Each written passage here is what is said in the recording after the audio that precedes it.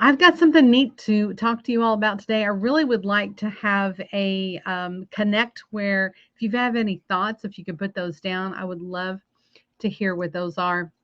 Hey, Jessica and Deborah. Hey, my girls are here. Hey, ladies. So good to see you guys.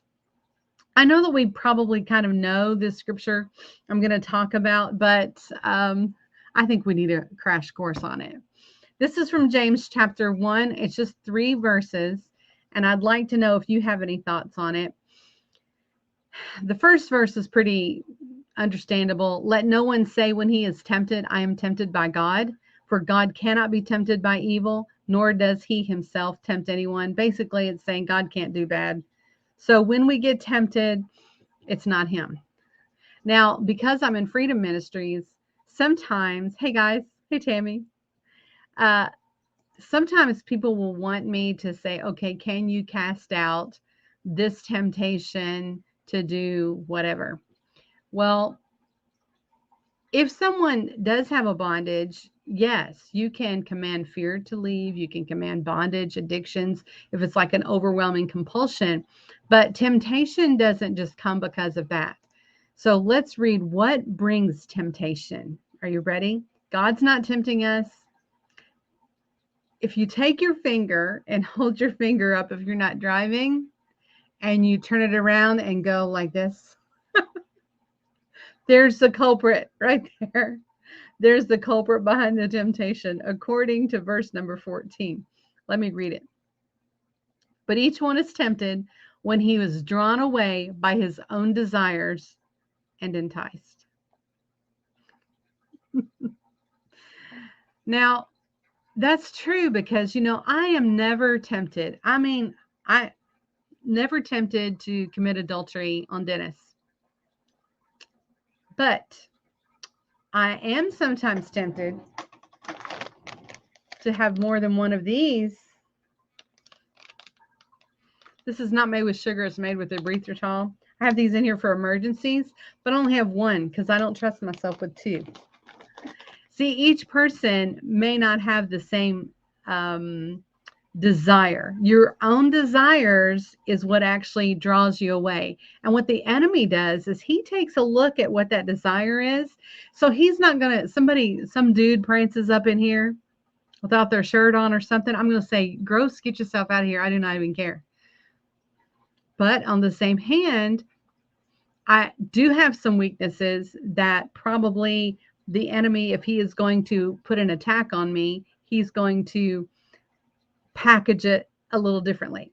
So when we're tempted, let's say you're tempted today to sin, you need to look at that and say, what desire do I have that is producing this temptation?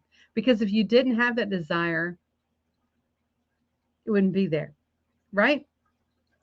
So let's look a little bit more into it. I love the way they word this right here. Okay, each person is tempted when they're drawn away by their own desires and they're enticed. Look at what James says here. Then, when desire has conceived, basically, desire gets pregnant. How does desire get pregnant? When temptation comes, we're pulled away by our own desire. And when we give into that temptation, it makes, I had a pop up just now, sorry. Desire gets pregnant. So the desire comes. If we do that temptation, then desire gets pregnant. And then it says it gives birth to sin. And when it is full grown, brings forth death. We always know that sin brings forth death, always. So even if you're doing a little sin, you may not bring seed death tomorrow if you begin to lie today, but eventually that baby is going to grow and it's going to produce death. And let me read any of the comments. Jessica says truth, and Facebook user says good word. I think this is a good word. So let me start again because I really want to get this inside of us, especially if you just joined. Stay with me. It's just 3 verses. Let no one say when he is tempted, I am tempted by God, for God cannot be tempted by evil, nor does he himself tempt anyone.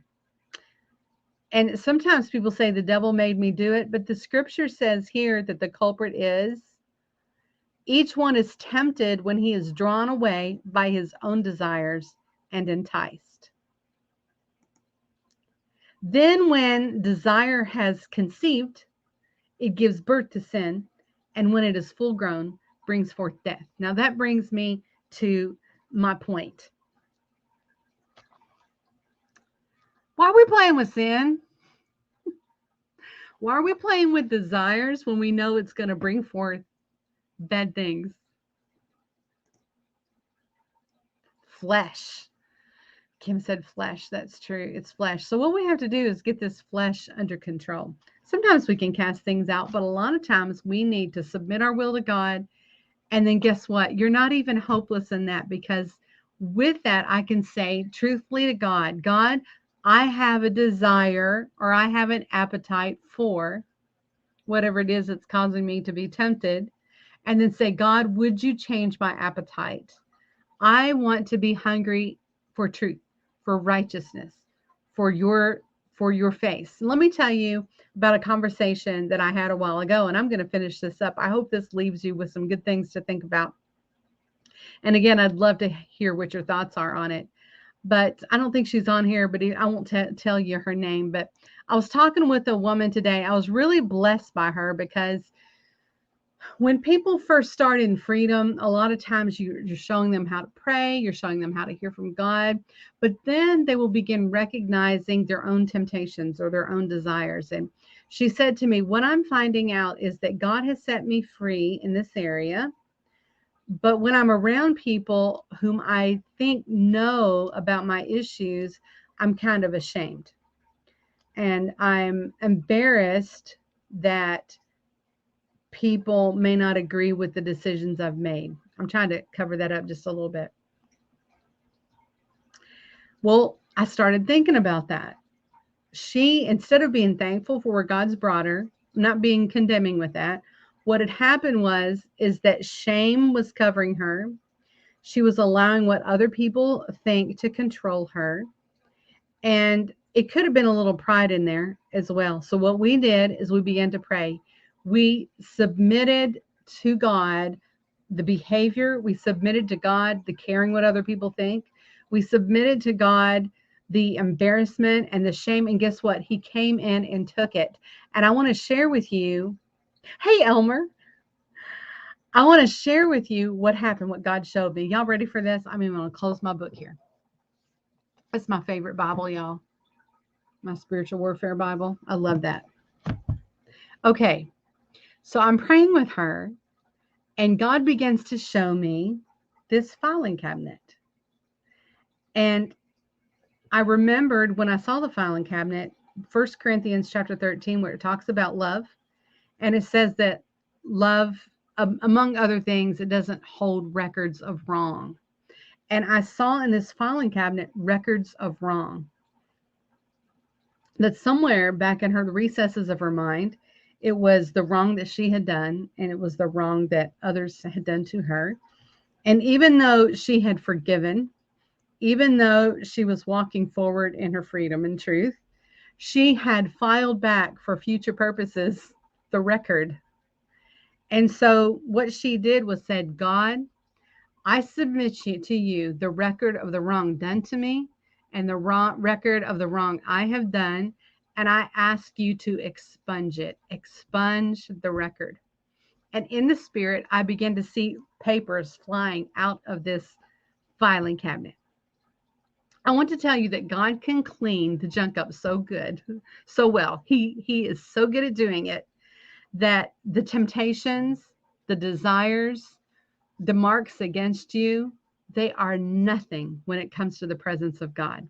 So I would encourage you today, or anyone you're ministering to say, okay, God, if I'm having these bad behaviors, if I am not renewing my mind, if I'm having a temptation, show me the key. Now, the most beautiful thing is that the devil is like a dog. He can be trained, and he always shows his hand. If you are being tempted, if the enemy is using a desire of yours to tempt you, because God doesn't tempt. It is actually a gift. It is giving you a key to something that you can allow God to take. So if suddenly you are tempted to steal something or to lie, tempted to gossip, if the temptation comes, you can point that finger back at yourself and say, okay, God, what in my desires is enticing me so that this temptation is even an issue? Use it. Use the attack against the enemy, and then allow God to clean it up. And you know what will happen? The enemy will lose that ground and lose the power where he will not be able to effectively tempt you with that again. You want temptation to go? Well, get rid of the desires, and it will. Isn't that great? Okay, well, that's all I've got for Pastors Connect today. Thank you guys for joining. Some of my people that I love so much are on here. Thanks for joining, and we will see you tomorrow. Pastor Allen will be on for Pastors Connect at 3. Colton and I will be on here at 8:45 in the morning with worship, and then service tomorrow, 7 o'clock tomorrow night. Pastor Allen's going to be preaching here at the river. So we'll hope to see you then or see you online. God bless.